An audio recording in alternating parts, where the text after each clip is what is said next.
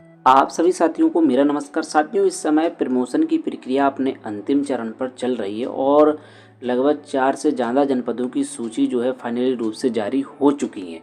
फिलहाल जो है शिक्षकों अब इंतज़ार है कि प्रमोशन के बाद आखिर उनकी सैलरी में कितना इजाफा होने वाला है और उनकी सैलरी कितनी होने वाली है। तो साथियों, आज के इस वीडियो में इसी पर बात करने वाले हैं कि प्रमोशन के बाद जो है शिक्षकों की सैलरी में कितना इजाफा हो जाएगा और उनकी आखिर सैलरी कितनी हो जाएगी। तो वीडियो को आप पूरा देखिएगा, आपको सारी अपडेट्स वीडियो में मिलने वाली है।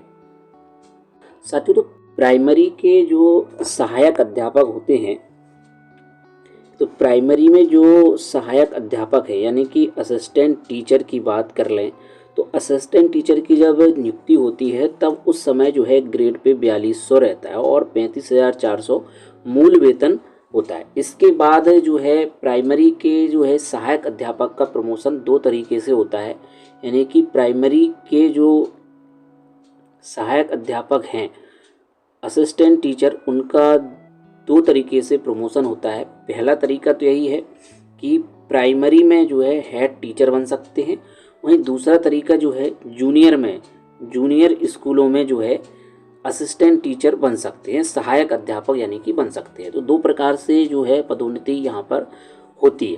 तो आप समझ गए कि प्राइमरी में जो है 4200 ग्रेड पे पर ज्वाइनिंग होती है, 35,400 जो है बेसिक पे से स्टार्टिंग होती है, और जब आप प्राइमरी के हेड पर जाते हैं, जूनियर के हेड पर जाते हैं, तो ये दोनों पोस्टें जो है बराबर है।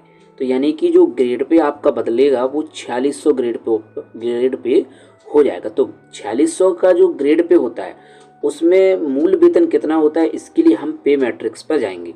तो यहाँ पर आपको पे मैट्रिक्स भी दिखाने वाले हैं जिससे कि और भी क्लियरिटी यहाँ पर हो सके।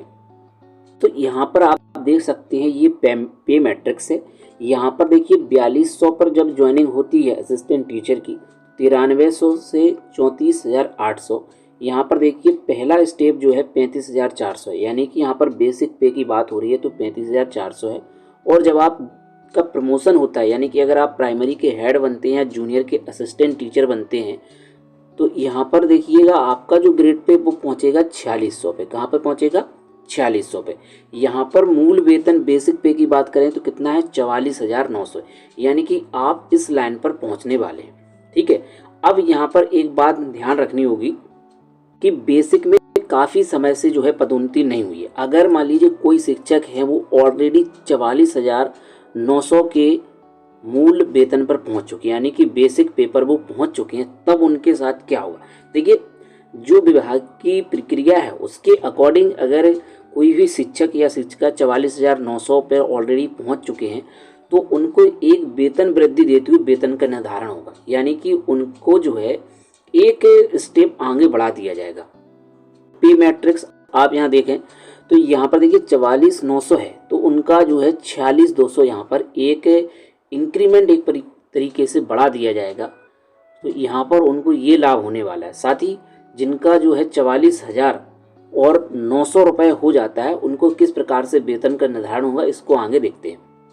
तो यहाँ पर देखिए 44,900 रुपये जैसे मूल वेतन हो चुका है, तब इसमें आपको क्या करना होगा कि जो डीए अभी इस समय जो चल रहा है वो है 46%। ठीक है, डीए 46% हो गया, तो अब आपको जो है 44,900 का अगर आप 46% निकालें तब आपका देखिएगा कितना होता है, 46 और 100, तब इसके बाद आपका निकल करके आ जाएगा 20,654। ठीक है, 20,654 आपका यहाँ पर हो चुका। तो 20,654 को आप साइड में लिख लें, 20,654।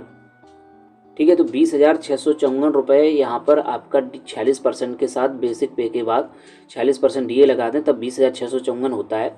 इसके बाद एचआरए की भी बात करते हैं यहाँ पर। तो एचआरए देखिएगा जो रूरल एरिया है यानी कि ग्रामीण क्षेत्र में जो है 1840 मतलब 1,840, और बी क्लास की बात करें तो 2760 रुपये 2,760 रुपये बी क्लास सिटीज़ में मिलता है, और ए क्लास सिटी की बात करें तो 5,520 रुपये मिलता है। इसको आप नोट करते जाएं। ठीक है, इसके बाद देखिए 20,654 ये हो गया। इसके बाद 44,900 ऐड इसमें आप कर दिए, 44,900 आप इसमें ऐड कर दीजिएगा।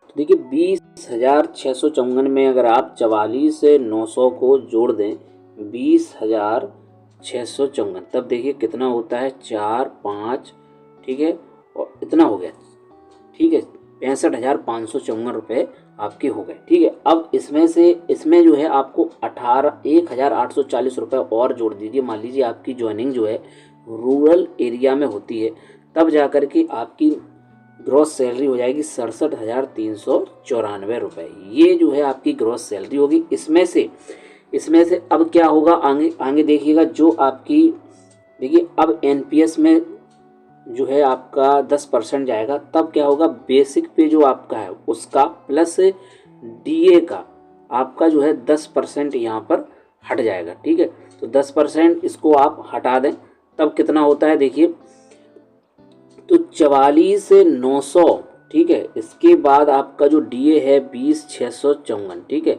इसको दोनों को आप ऐड करें तो जो ऐड पहले हो रहा था 6,554, इसमें से जो है आपको 10% हटाना है। ठीक है, जब 10% आप इसमें से हटाएंगे तब जो है आपका हो जाएगा 655। ठीक है, 655 हो गया।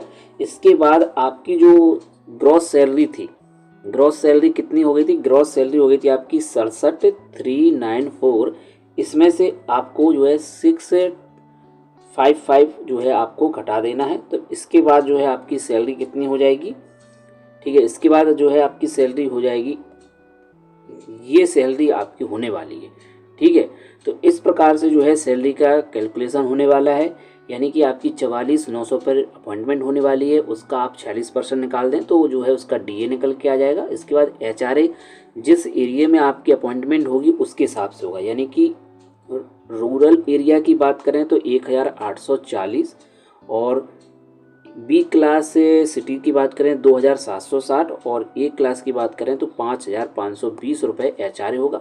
इसको आप ऐड कर लें, और इसी को ऐड करने के बाद जो आपकी ग्रॉस सैलरी आएगी, जो कि ग्रॉस सैलरी जो है आपका बेसिक पे और डीए प्लस एचआरए जोड़ करके आपकी ग्रॉस सैलरी बन जाएगी।